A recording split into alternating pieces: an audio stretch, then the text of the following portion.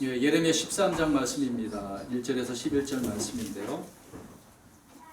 오늘 말씀을 통해서 쓸모없게 된 띠라는 제목으로 말씀을 드리고자 합니다. 광대끈 떨어졌다라는 말이 있습니다. 처음 듣는 분들도 있을 거예요.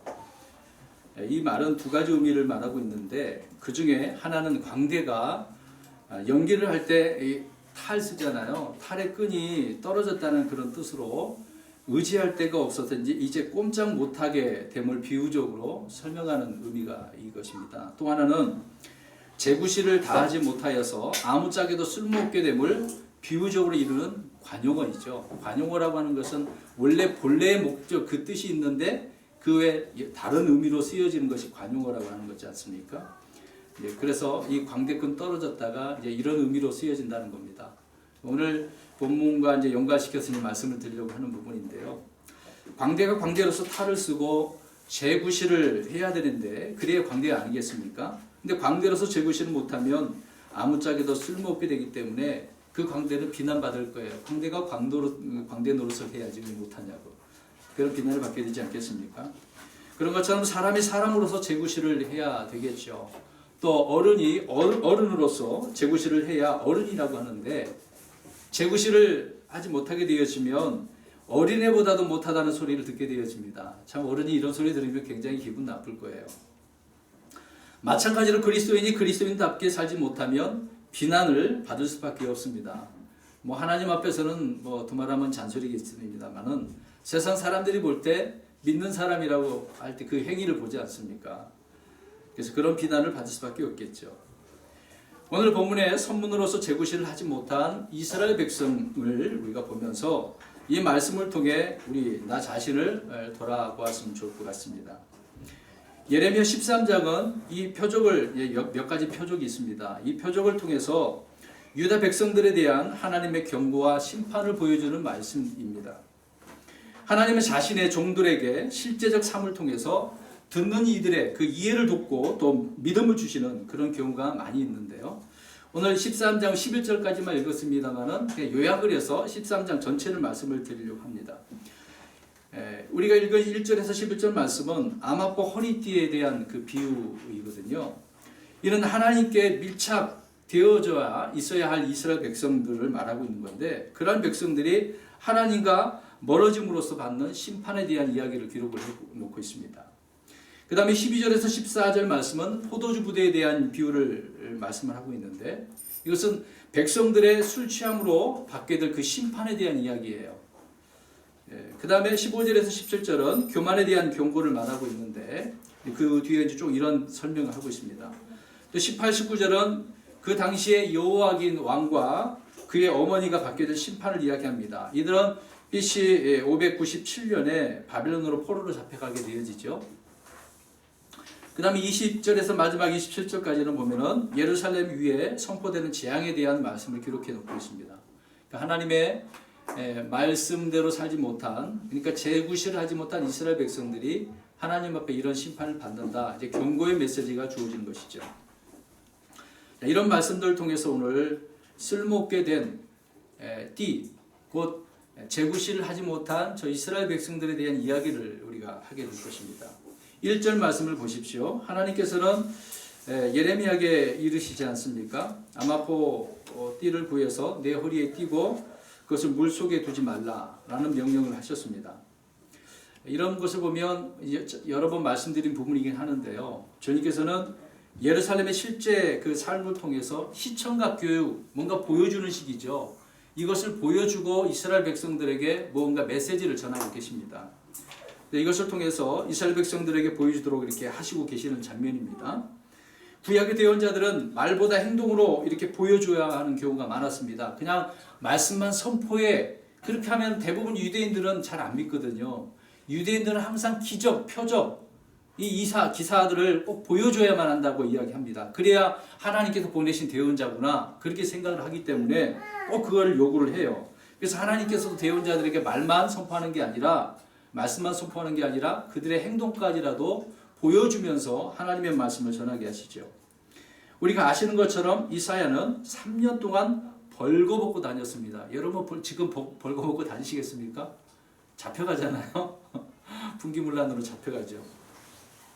또 호세아는 창녀를 아내로 삼았고요. 에스겔 역시 좌우로 번갈아 가면서 누워서 똑바로 못 잤습니다. 옆으로 자야만 해요. 또 이렇게 돌려야 되고, 이런 식으로 하나님께서 몇 년 동안 그렇게 자도록 했어요.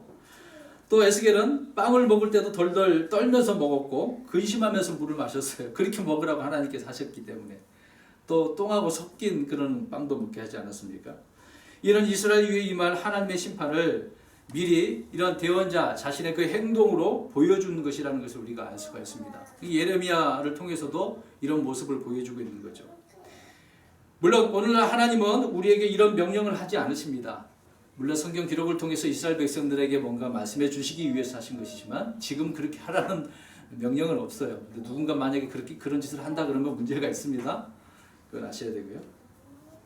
그러나 주님은 예수 그리스도를 믿는 자들이 그리스도 안에서 또 성령님 안에서 그렇게 살아가는 삶이 무엇인지를 열매를 통해서 보여주라고 그렇게 말씀을 하고 있는 거죠. 이런 명령을 하는 것이 아니라 우리가 하는 말과 선한 행실을 통해서 불신자들이 또 그것을 보고 하늘에 계신 하나님께 영광을 돌리게 하라고 주님께서는 마태복음 5장에 말씀하고 있지 않습니까? 또 그들 자신들의 행동을 부끄럽게 하라고 베드로 사도가 말씀합니다. 우리가 이렇게 바르게 사는 것을 통해서 그들을 부끄럽게 하라는 이야기가 되겠죠. 또 우리는 불신자들에게 말이 아닌 삶을 통한 그리스도인답게 실제적인 그런 삶을 보여줘야 한다는 것입니다. 왜 그럴까요? 세상 사람은 우리의 무엇을 볼까요? 말을 봅니까? 들읍니까? 그게 아니라 행위를 보기 때문에 그렇습니다. 말은 안 들어요. 그러니까 저와 여러분이 행동을 잘해야 돼요. 세상 사람들에게 내가 그리스도인입니다 라고 세상 사람들에게 알려지게 되어질 때 온전히 보여줘야 되겠죠. 오늘 분명히 하나님께서는 허리띠에 대한 이야기를 하고 있습니다. 잠깐 이 허리띠에 대한 이야기를 몇 가지 말씀드리면, 허리에 띠를 띠는 것은 무슨 의미일까? 첫째로 종의 자세라는 겁니다. 종의 자세. 주님께서는 누가복음 12장 35절에 이렇게 말씀하고 있습니다. 너희 허리에 띠를 띠고, 자 무엇을 띠라고요?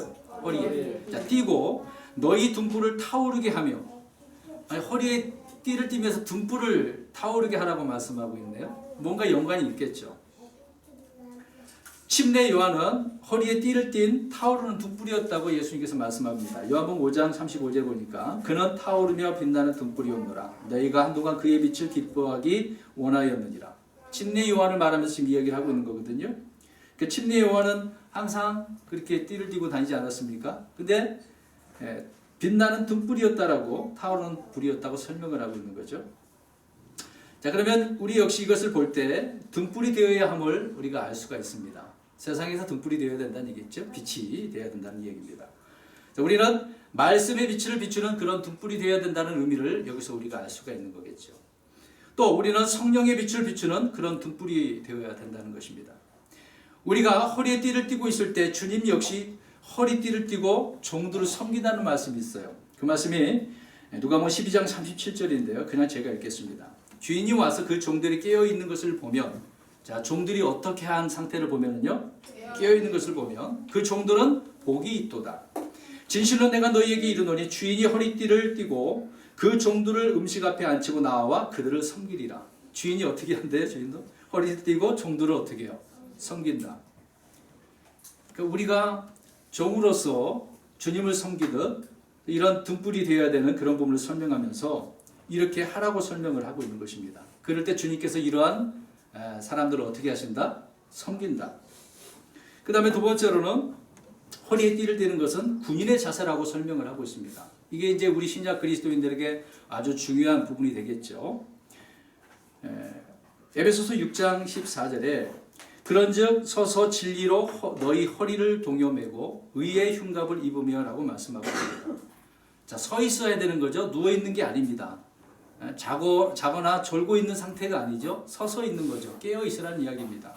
서서 진리로 허리를 어떻게 해라? 동여매라. 진리가 꽉 붙들려져 있어야 된다. 그 얘기를 하고 있는 거죠. 오늘 이제 본문에 그 허리에 띠라, 이거 아마포 띠를 띠라고 하는 의미가 바로 이런 의미로 우리가 생각할 수 있을 것입니다. 그래서 허리에 띠를 띄어야 된다. 그리스도의 군사가 된 우리들이 아니겠습니까? 군사가 된 우리는 진리의 허리띠를 이렇게 메고 있어야 된다라는 것을 알 수가 있습니다. 다니엘서 10장 5절에도 보면 주님은 우바스의 정금으로 띠를 두르셨다고 설명을 합니다. 그러니까 주님께서도 띠를 두르고 계신데요. 우바스의 뭐로? 정금으로. 정금 그러면 여러 가지 하나님의 말씀을 뭘로 표현합니까? 네, 금, 정금 이걸로 표현을 하고 있는 거죠. 그래서 종의 자세, 군인의 자세, 허리에 이 띠를 띠고 있어야 된다라는 것을 설명을 하고 있는 것입니다. 그러니까 지금 예레미야는 하나님을 섬기기 위해서, 백성들을 섬기기 위해서 이런 자세로 주님의 명령을 따르고 있는 내용을 우리가 알 수 있다는 거죠. 그래서 1절 말씀이 지금 주님의 명령에 따라 2절에 이제 순종하는 것을 보게 됩니다. 2절 가서 보십시오. 내가 주의 말씀대로 띠를 구해 내 허리에 띠를 띠니라. 이제 그대로 순종했다라는 것을 알 수가 있습니다. 요나처럼 아예 하나님 마음에 안 들어요 그러면서 다른 길로 간 게 아니라 그대로 예레미야는 순종을 하고 있네요. 자, 우리가 이제 여기서 살펴볼 때 예레미야는 주님의 말씀대로 아마포로 된 허리띠를 구해서 허리에 메었는데요. 허리띠는 사람들의 신분과 특징을 나타내 주기도 합니다. 엘리야는 가죽 허리띠를 메었어요. 성경에 이런 내용이 많이 기록되어 있습니다. 우리가 아까 말씀드린 것처럼 침례인 요한은 역시 가죽 허리띠를 차고 있었죠. 또 제사장들은 매우 고운 실로 정교하게 짠 허리띠를 짜서 그렇게 늘 차고 있어야 됩니다. 제사장들은 그렇게 해야 돼요. 출애굽기 39장 29절에 가늘게 꼰 아마실과 청색과 자주색과 주홍색 실로 허리띠를 만들되 바느질로 만들었으니 주께서 모세에게 명령하신 것과 같았더라. 이게 제사장들이 꼭 이것을 차고 집행을 해야 되는 일이 있는 것이죠. 이들이 허리띠를 찬 것은 주님을 섬기는 그런 종의 자세를 보여주기 위해서 그렇게 하고 있는 것입니다. 아까도 말씀드린 것처럼 주님께서 제자들의 발을 씻기실 때도 이제 수건을 허리에 두르시지 않았습니까? 이게 동여맨 거잖아요. 이 역시 섬김의 표시인 것입니다. 주님께서 이렇게 섬기다고 하신 것처럼 그렇게 하신 것이죠. 근데 예레미야는 오늘 제사장의 허리를 띠고 있는 것입니까? 모양을 잘 보세요. 예레미야는 지금 무엇을 차야 되는 것이죠? 아마포잖아요. 지금까지 가죽띠도 아니고 정교하게 만든 그런 띠도 아니란 말입니다. 그러니까 뭔가 다른 거잖아요. 잘 생각해 보자는 겁니다. 그 제사장의 허리띠를 찬 것이 아니라 아마포 띠를 찬 것입니다. 하나님은 이스라엘이 허리띠와 같은 존재로서 몸에 이렇게 꽉 달라붙어야 하는 것임을 말씀해 주고 있는 거예요. 그러니까 허리띠를 여러분 차신 분이 계시겠지만 왜 이걸 하고 있습니까? 왜 옷을 내려가지 말라고 꽉 메고 있는 거잖아요. 그런 것처럼 하나님과 이스라엘 그 관계가 딱 달라붙어야 한다는 그것을 설명하고 있는 거예요. 그래서 차라고 했으니까 차고 있는 거잖아요. 그런 상태가 돼야 되는 것입니다. 아무튼 베드로전서 1장 13절 가서 보면은요, 우리가 여기서 알 수 있듯이 띠를 차라고 하는데 무슨 허리띠일까? 우리 이 구절을 한번 찾아봤으면 좋을 것 같습니다. 베드로전서 1장 13절. 우리 역시 예레미야와 같이 주님의 말씀대로 허리띠를 구해서 이 허리에 띠를 차야 돼요. 매야 됩니다. 여러분 무슨 띠를 차시려고 하십니까? 유명한 브랜드 있는 그런 혁대를 차야 될까요? 고급 문양이 새긴 가죽띠여야 될까요? 자, 무엇을 차라고 하는지 보겠습니다. 시작. 여러분 너희 마음의 허리를 동이고 정신을 차려 예수 그리스도께서 나타나실 때 너희에게 가져오실 그 은혜로 끝까지 소망을 가질지어다. 아멘. 자, 어떻게 무엇을 마음의 허리를 동이라고 이야기하고 있는 거죠. 동에 매는데 허리만 매는 게 아니라 마음도 묶으라고 이야기하고 있습니다. 그러니까 마음이 얼마나 많이 흔들리겠어요. 화장실 들어갈 때 다르고 나올 때 급하면은 제발 좀 시키는 대로 다 하겠습니다. 너무 급하니까. 근데 볼일 다 보고 나서 어떻게 합니까? 대부분 사람들이 금방 나무름치 하잖아요. 내 볼일 다 봤으니 다른 것도 상관없겠죠. 이런 상태의 그리스도인들이 얼마나 많은지 아십니까? 급할 때는 하나님 찾잖아요. 하나님 도와주세요. 제발. 하나님이 너무 어렵습니다. 빨리 도와주세요. 죽게 생겼습니다. 이제 고쳐줘 봐요. 그때 얼마 동안은 괜찮은데 시간 지나면 금방 또 잊어버리잖아요. 흔들리지 말아야 됩니다. 아무튼 허리를 동여매라. 마음의 허리를 동여매야 되겠죠. 그 다음에 3절에서 7절 말씀 쭉 보시면 두 번째 또 하나님의 말씀이 임하게 되어집니다. 이번에는 뭐 어떻게 하라고 할까요? 계속 차고 있는 거예요. 차고 있는데 허리에 띠띠를 가지고 일어나서 어디로 가라 4절에 유프라테스. 유프라테스는 어디에 있는 걸까요? 예, 바벨론에 있는 거죠. 이스라엘 땅에 있는 게 아니라 지금 중동 이라크 쪽이 될 것입니다. 지금 이스라엘에서 거기까지 얼마나 먼 거리겠어요. 하루 이틀도 아니고 한참을 가야 돼요. 예. 주님은 예레미야가 구한 그 허리띠가 바로 하나님의 백성 유다라고 말씀하시는 것을 3절부터 7절까지 말씀을 해주고 있습니다. 주님은 그 허리띠를 우리가 말씀드린 것처럼 유프라테스로 가서 바위굴에 감추라고 말씀을 하셨어요.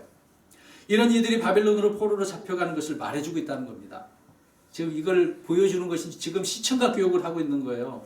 이 띠가 하나님 앞에 지금 예레미야에 붙어 있었는데 결국 나중에 풀잖아요. 어디다가?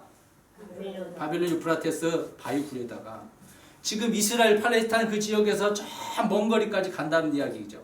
그러니까 이스라엘 백성들은 나중에 어디로 잡혀갑니까? 포로로. 예, 1차, 2차, 3차 세 번이나 많은 사람들이 수백만 명이 잡혀갔단 말이에요. 몇 년 동안 있는 거죠? 70년. 그 70년 이제 나중에 돌아오잖아요. 나머지 이제 거기에 있는 사람이 있었던 것이고. 그래서 바벨론으로 포로로 잡혀가는 장면을 지금 보여주고 있는 것입니다. 70년간의 포로 생활을 통해서 다시 돌아오게 되어지는데 이제 그 띠가 어떻게 되었을까요? 예, 훼손되어져서 전혀 쓸모없게 되었다고 말씀을 하고 있는 것이죠. 그렇게 되었듯이 이스라엘 역시 그렇게 되어진다고 설명을 합니다.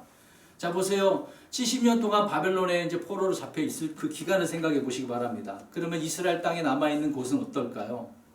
물론 가장 신분이 낮은 사람들만 거기 다 났어요. 뭐 능력도 없는 사람들 뭐라도 났단 말입니다. 그들이 무엇을 했을 것 같아요? 나중에 70년 만에 돌아왔는데 많이 개간이 되고 복구가 됐을까요? 아니요. 전혀 손도 안 댔어요.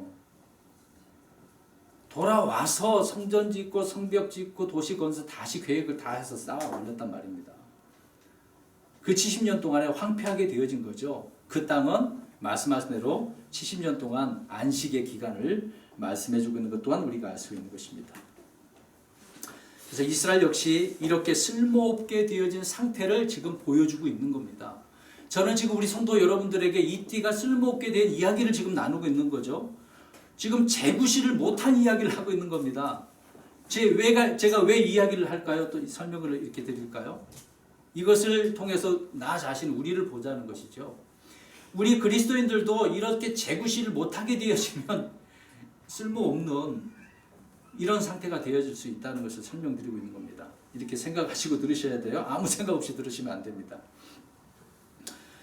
그래서 아마포로 된 그 고운 허리띠가 상하고 또 썩어버리게 되어지니까 그렇게 된다면 그 허리띠는 옷에도 소용없고 끈으로도 소용이 없는 거겠죠. 아무 의미가 없습니다. 자, 그러면 쓸모없고 유익이 없는 또 망가져버리는 이런 것들은 도대체 어떻게 그렇게 돼버리는 걸까? 하나님의 백성은 언제 이렇게 쓸모없이 망가지게 될까요? 지금 이스라엘 백성들이 이렇게 되었는데요.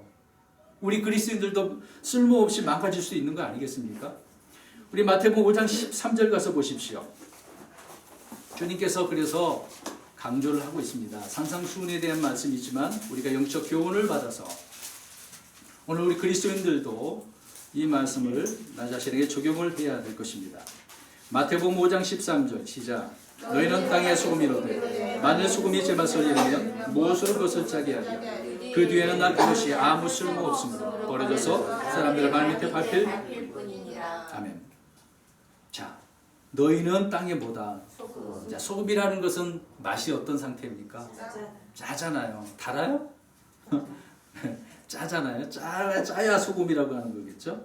근데 소금이 그 맛을 잃어버리면 재구시를 못하게 되어지면 어떻게 하냔 말이에요. 아무 이제 쓸모없게 됐기 때문에 맛이 없는데 누가 그 소금을 쓰겠습니까? 어떻게 하는 거죠? 버리는 거죠. 그냥 바깥에다 버렸으면 여기에서 말씀하고 있는 것처럼 사람들의 발밑에 밟힐 뿐입니다. 자, 이스라엘 백성들은 하나님의 선민이죠.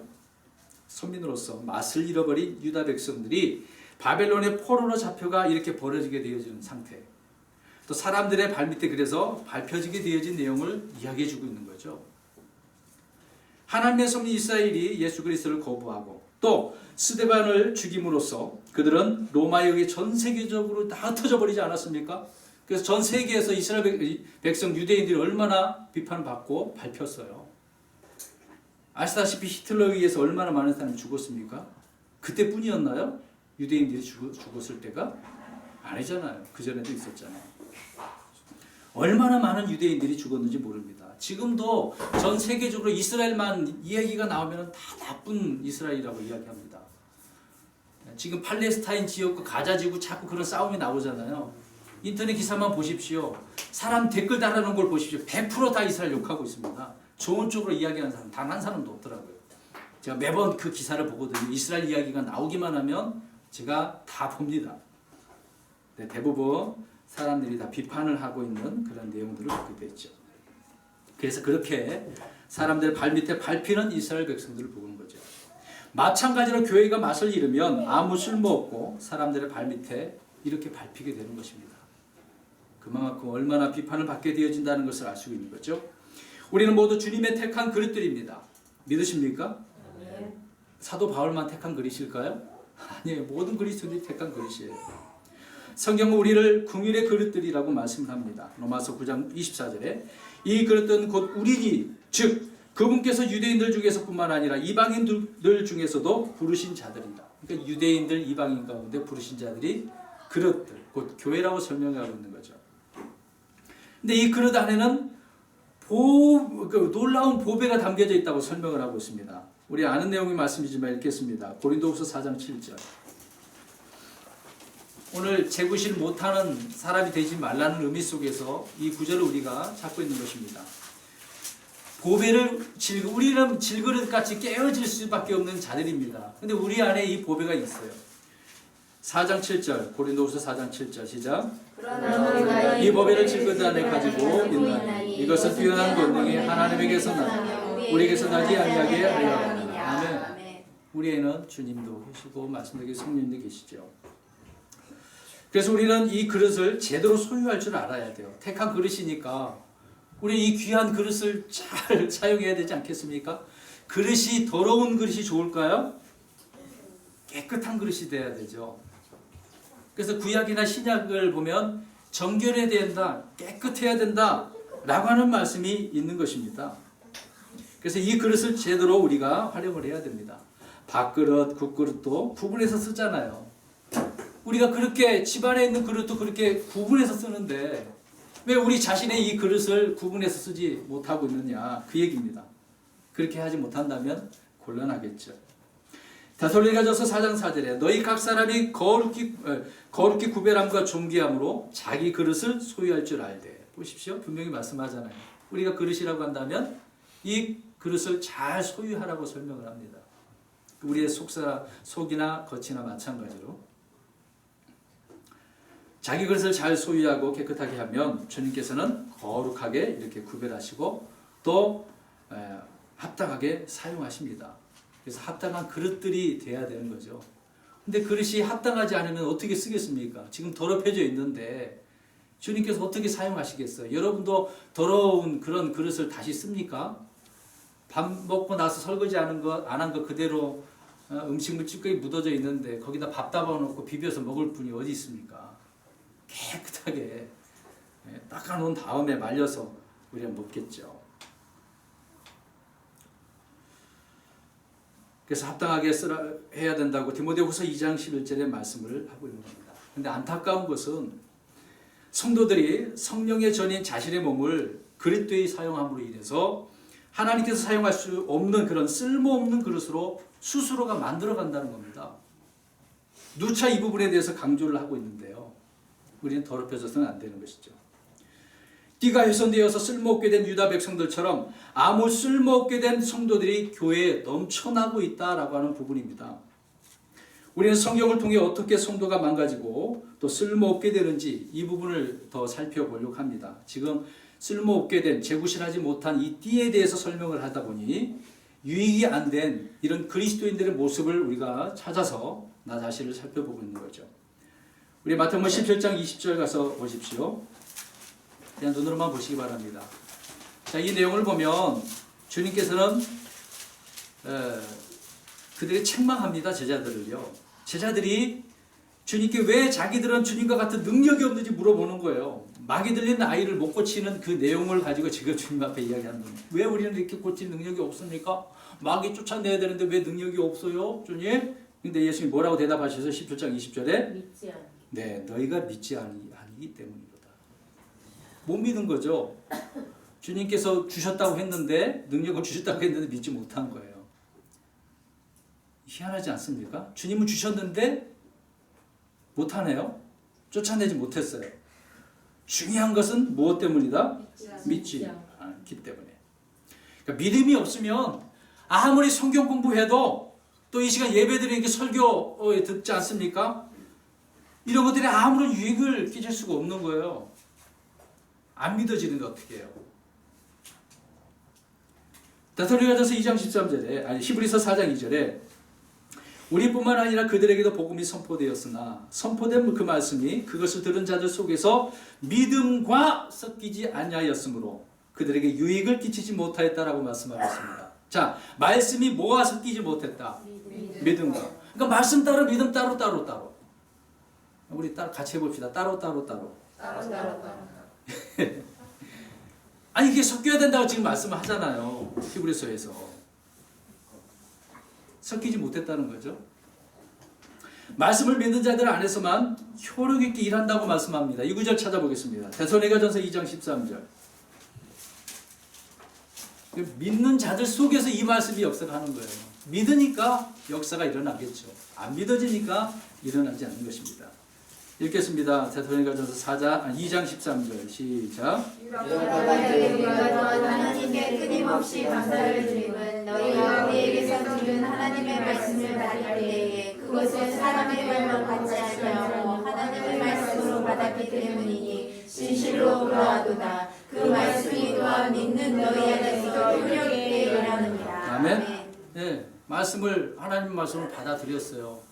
믿는 자들 믿으니까 그 속에서 효력 있게 일한다라고 말씀하고 있습니다.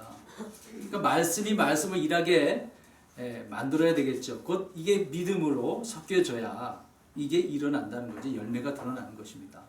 근데 지식은 있는데 안 믿어지는 거죠. 그러니까 효력 있게 일어나지 않는 것입니다. 그러니까 삶이 변화가 안 되고 날마다 힘든 거예요. 괴롭고 슬프고 고통스럽고 못 이겨나겠죠. 그래서 믿음이 없으면 기도도 예배도 봉사하는 것도 아무것도 아니라는 겁니다. 믿음 없이 안 하는 건데 믿음으로 해야 된다고 성경은 말씀하고 있거든요. 오늘 준비한 게 지금 10몇 가지가 되는데 다는 못할 것 같고요. 그 다음에 두 번째로 성도가 사랑으로 일하지 않을 때 쓸모없는 존재, 유익이 없는 존재가 된다고 말씀을 하고 있는 겁니다. 고린도전서 13장 3절 가서 보십시오. 사랑으로 행치하는 것은 아무 유익이 없다고 말씀하고 있습니다. 내가 모든 재산을 바쳐 가난한 자들을 먹이고 또 내 몸을 불사르게 내줄지라도 사랑이 없으면 그것이 내게 아무 유익을 주지 못한다. 자 보십시오. 재산을 바쳐가지고 가난한 사람을 먹였어. 내 몸을 열심히 헌신을 했어. 근데 뭐가 없으면? 자 행할 수는 있어요. 가난한 사람 도와주기도 해요. 헌신할 수도 있습니다. 몸으로 때울 수도 있어요. 그런데 사랑으로 해야 된다고 말씀하고 있지 않습니까? 사랑 없이 아무리 이런 일을 많이 해도 소용이 없는 거죠. 유익이 없다라고 설명을 하고 있는 겁니다. 그러니까 유익이 있게 만들려면 무엇이 있어야 된다? 사랑이 있어야 된다.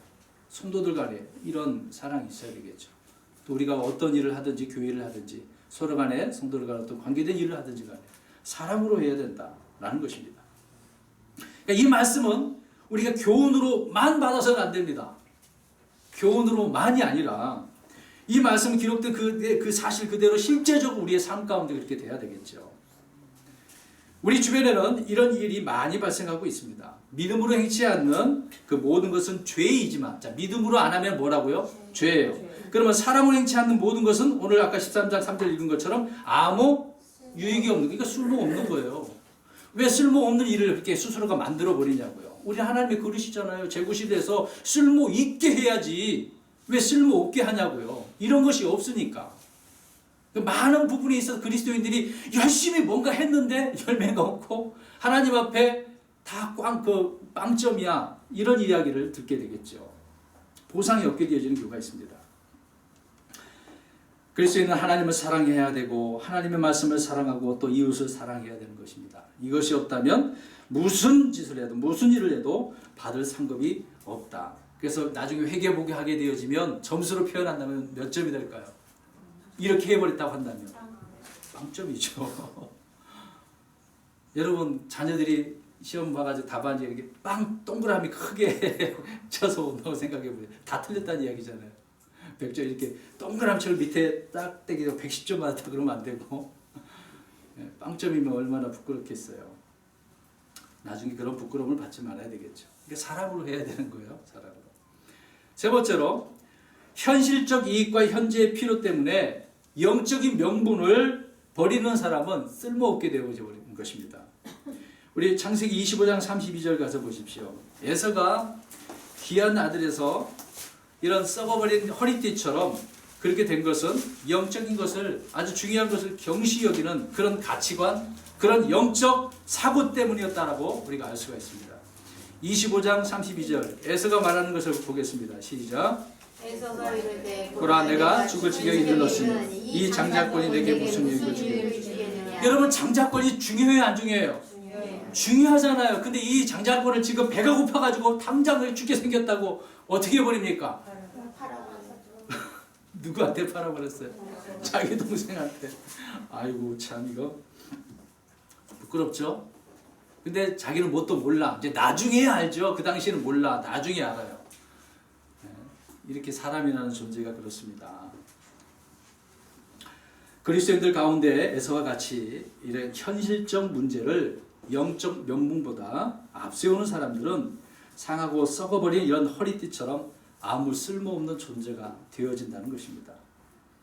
히브리서 12장 16절에 17절에 이것은 음행하는 자나 혹은 먹을 것 한 조각을 위해 자기의 장자권을 판 에서와 같이 속된 자가 있지 아니하게 하려 합니다.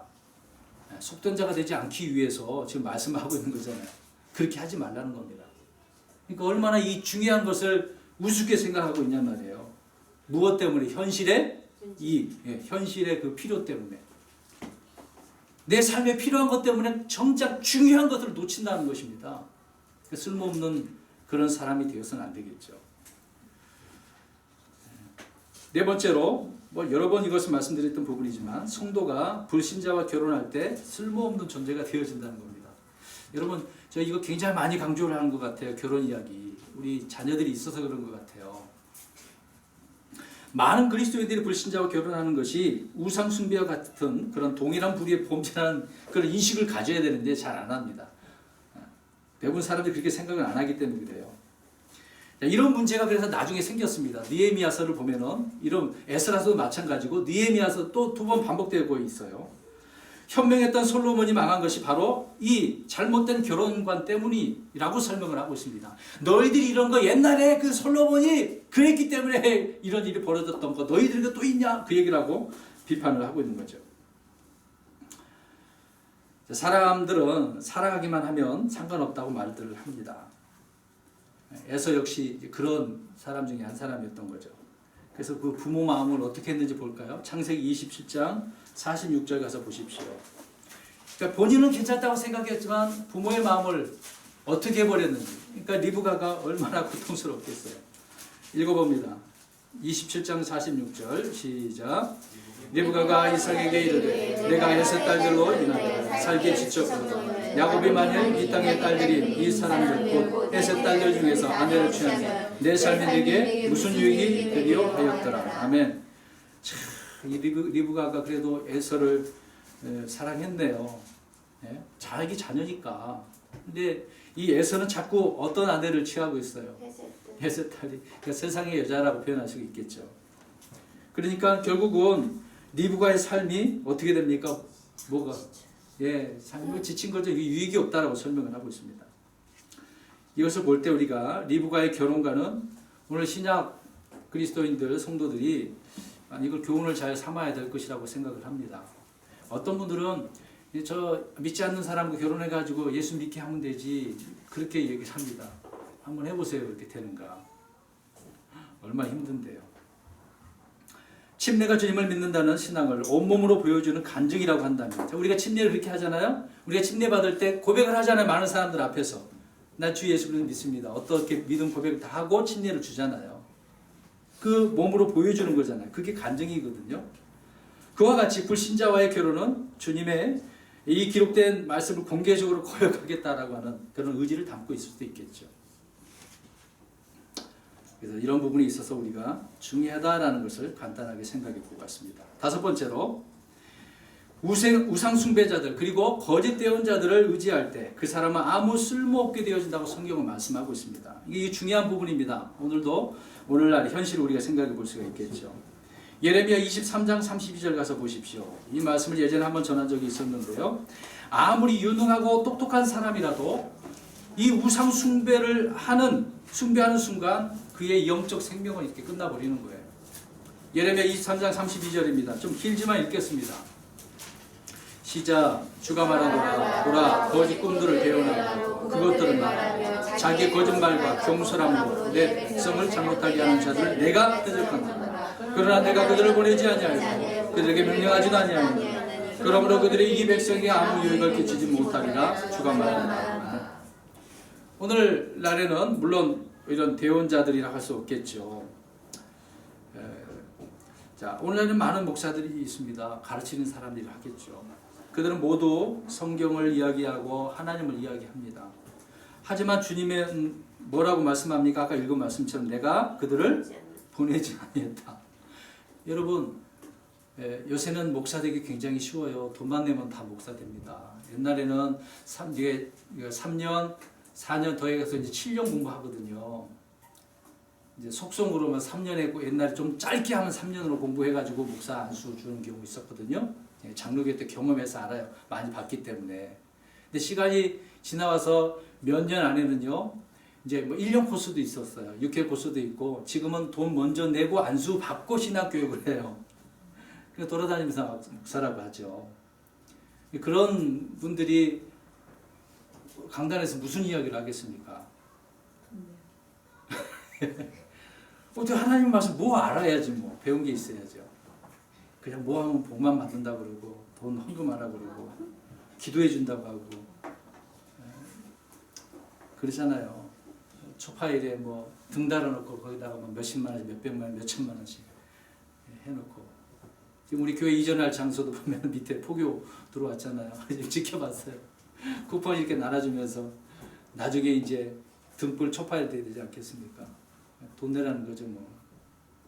인터넷 기사 보면 그런 사람 전국적으로 있어요. 이런 사업을 하고 있어요. 불교와도 연관도 안 되는데 그런 사람들 거짓으로 해갖고 많은 사람 특히 다 연세 드신 노인들만 오셔요. 가방 하나씩 다 들고 가고 계단 올라가고 물건 짐짓 끌고 올리는데 그것 때문에 얼마나 힘들었는지 아십니까? 그것을 비판하려고 한 게 아니라 여러분 많은 사람들이 이렇게 보내지 않았는데 보냈다고 합니다.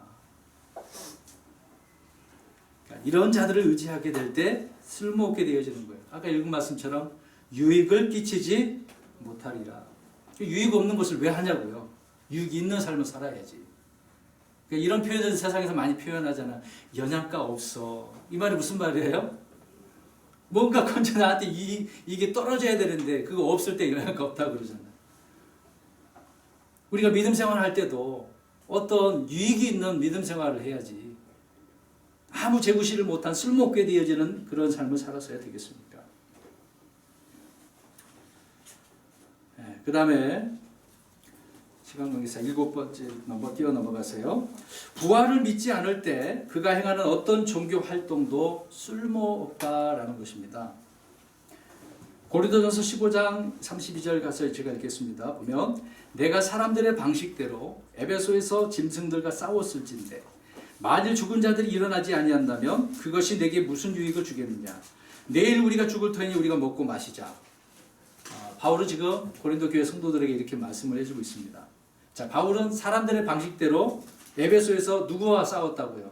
짐승들과. 짐승들은 누구겠어요? 진짜 짐승? 네, 사악한 자들, 거짓 교사들, 특히 유대인들을 일컬어서 이렇게 표현을 하고 있는 겁니다. 근데 그들과 이제 싸웠어요. 왜 싸웠겠습니까? 진리 때문에 싸웠겠죠. 근데 그렇게 하고 난 그 다음 이야기를 하잖아요. 죽은 자들이 일어나지 아니한다면. 내가 이런 일을 열심을 했어. 열심으로. 말씀 때문에. 근데 자기는 나중에 죽어서 어떻게 한다는 걸 믿고 있어요. 부활이잖아요. 그래서 죽은 자들이 일어나지 아니한다면 그것이 내게 무슨 유익을 주겠느냐. 고린도 교회 부활에 문제가 있었잖아요. 잘못된 부활관이 있었지 않습니까? 그러니까 부활을 믿지 않으면 유익되지 않는다. 그 얘기를 하고 있는 겁니다. 그러니까 부활이 믿지 않게 되어지면 그 사람 구원받는 사람이 아니거든요. 복음에는 반드시 부활이 들어가야 돼요. 예수님께 나 죄 때문에 죽고 묻히셨다가 다시 일어난 사실까지 믿어야 돼요. 죽은 것까지 믿으면 안 되는 거거든요. 바울은 일생 동안에 개와 사자와 이리와 독사들과 싸웠습니다. 사람들을 지칭하는 거죠. 악한 자들. 바울은 늘 승리한 것 같지만 인간적으로 볼 때 늘 패배했습니다. 고통만 당하고 어려움을 당했잖아요. 죽을 뻔했고. 그래서 고린도후서 1장 11장 23절에 내가 수고를 더욱 넘치도록 하고 매도 지나치게 맞고 감옥에도 더 자주 갇히고 여러 번 죽을 뻔하였으니.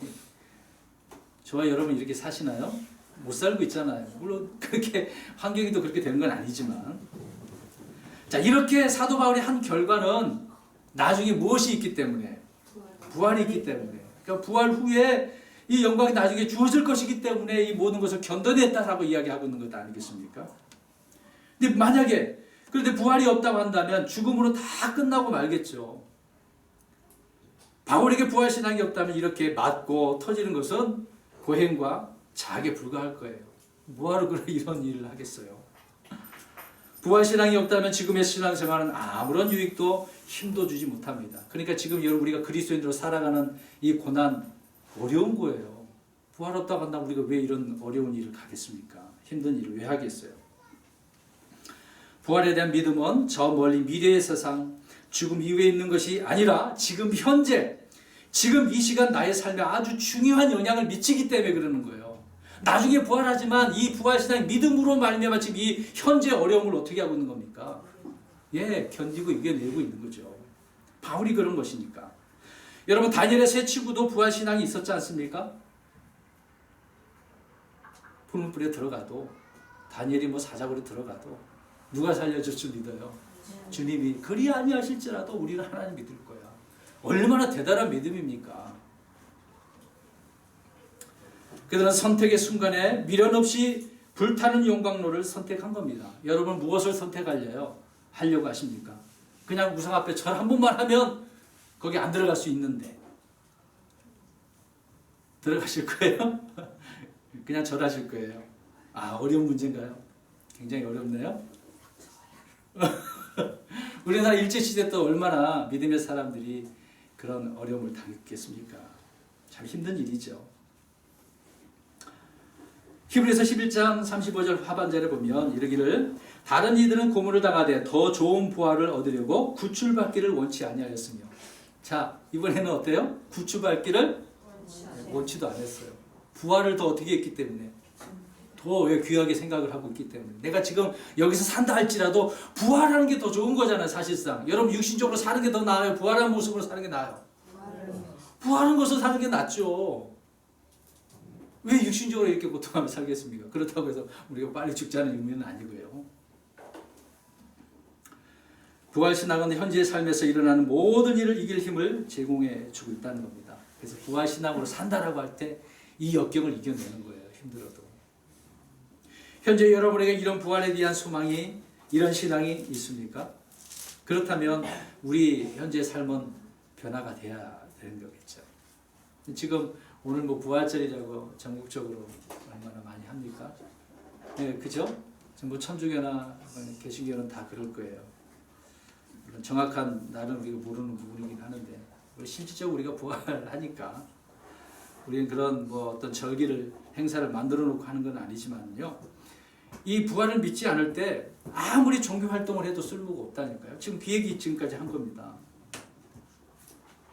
믿지도 않으면서 지금 달걀 나눠주고 하잖아요. 여러분 대부분 개신교 부활 안 믿습니다. 천주교도 믿지도 않으면서 그것을 하고 있는 거거든요. 안 믿어요. 죽어봐야 된다고 하거든요. 가봐야 된다라고 하면서 그들은 부활한다고 말을 해요. 이상하지 않나요? 다 가서 물어보세요. 정말 부활해요? 라고 물어보세요. 갸우뚱하면서 죽어봐야죠. 이런 식으로 이야기할 겁니다. 안타깝죠. 그러면서 종교 활동을 하네요. 아무리 그들이 무엇을 해도 유익이 없는 쓸모없는 일이다 라는 것을 말씀해 주고 있습니다. 시간 관계상 여기까지 말씀드릴게요. 너무도 많은데, 그래서 사랑하는 성도 여러분, 우리가 이렇게 재구실을 못할 때 쓸모없는 그런 자로 되어줄 수 있다는 것입니다. 이스라엘 백성들이 그랬으니까요.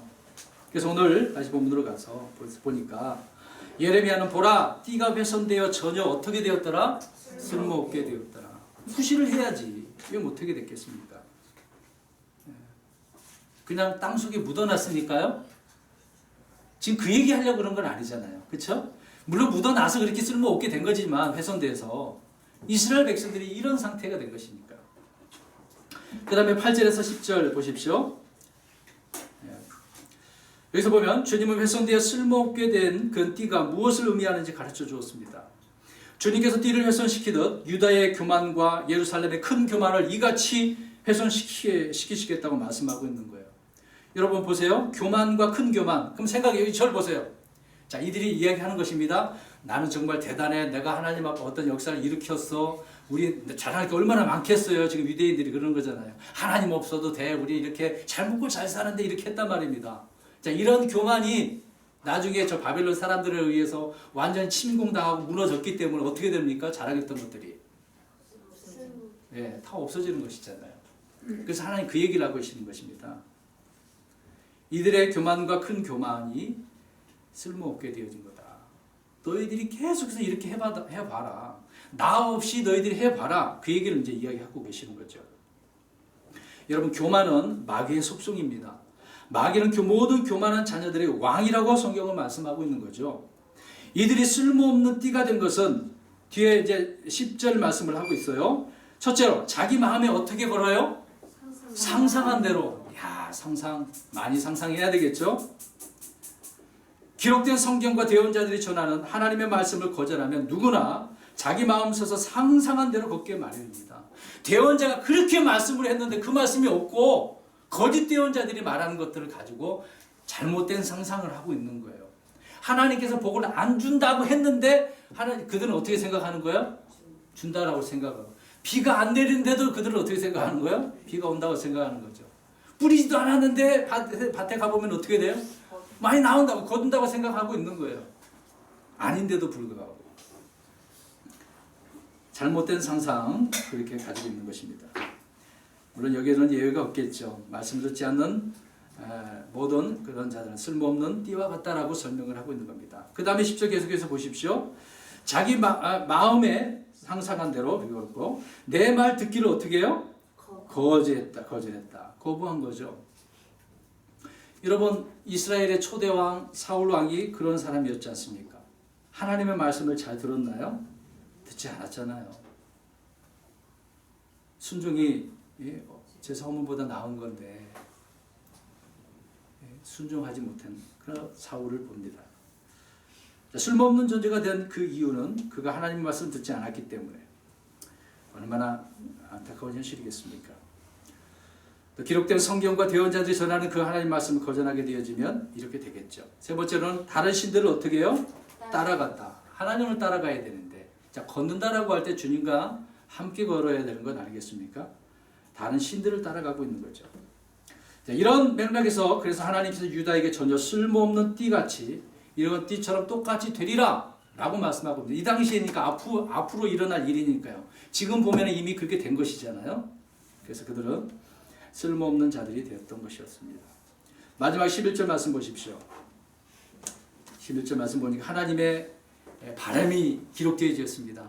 그들의 문제점을 지적을 하고 하나님은 나는 너희들을 바라볼 때 이랬으면 좋겠어. 자, 옆 사람 보고 당신은 이랬으면 좋겠어 이야기해 봅시다. 시작. 옆 사람은 이야기하시라고요.